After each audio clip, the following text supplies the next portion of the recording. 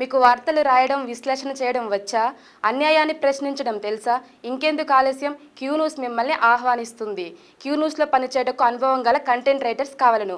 సంప్రదించవలసిన నెంబర్లు 8688926084. బీజేపీకి ఈటల కొత్త కాదు. సామాన్య కార్యకర్త సీఎం అయ్యే ఛాన్సు. పార్టీని నంబర్ 1 చేర్చేందుకు 1500 రోజుల ప్రణాళిక. దక్షిణ భారతంలో బీజేపీ బలపడుతున్నది.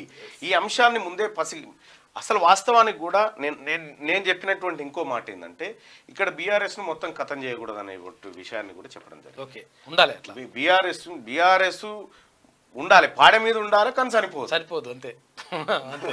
అది చనిపోయినప్పుడల్లా ఇంత దాన్ని లేవని మేల్కొల్పేటువంటి కార్యక్రమాలు కూడా ఉండాలి.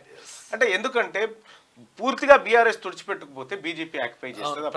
కాబట్టి మనం పూర్తి స్థాయిలో దానిపైన వ్యూహాత్మకంగా పోవాల్సినటువంటి అవసరం ఉంటుందండి. బీఆర్ఎస్ రాజ్యసభ సభ్యులు కూడా బీజేపీకి వెళ్తున్నట్టు వార్తలు వస్తాయి. సేమ్ అదే జరిగింది. అక్కడ చంద్రబాబు నాయుడు గారు అధికారాన్ని కోల్పోయినటువంటి ఏపీలో అప్పుడున్నటువంటి సుజనా చౌదరి, సీఎం రమేష్, ఆ తర్వాత కర్నూలు టీజీ వెంకటేష్, ఇట్లా దాదాపు ఒక 4-5 ఎంపీలు వెంటనే టీడీఎల్పీని తీసుకుపోయి బీజేఎల్పీలో విలీనం చేసారు. అక్కడ బీజేపీలో విలీనం చేసారు. సేమ్ అక్కడ తద్వారా వాళ్ళు రక్షణ పొందగలిగారు. కొంత చంద్రబాబు నాయుడిని ఆ పార్టీని ఫోకస్ చేయడానికి అవకాశం వచ్చింది. సో ఇప్పుడు సేమ్ అలాంటి రక్షణలు పొందడానికే అసలు వాస్తవానికి కేటీ రామారావు, హరీష్ రావు ఢిల్లీకి పోయారు. ఎందుకోసం పోయారు?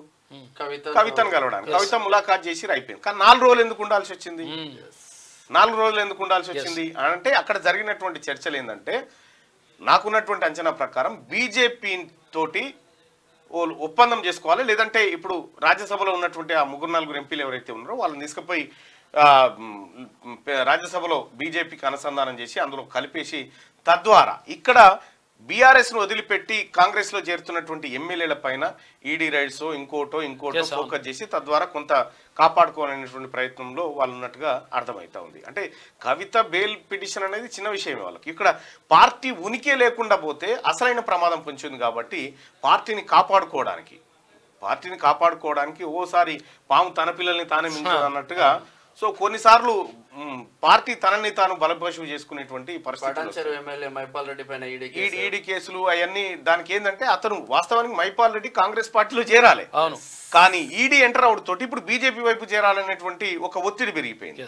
సో ఈడీ ఎంటర్ అయిన తర్వాత సహజంగానే ఇక బీజేపీ ఇంకోటి సంప్రదింపులు జరుపుతున్నట్టు వార్తలు వస్తున్నాయి.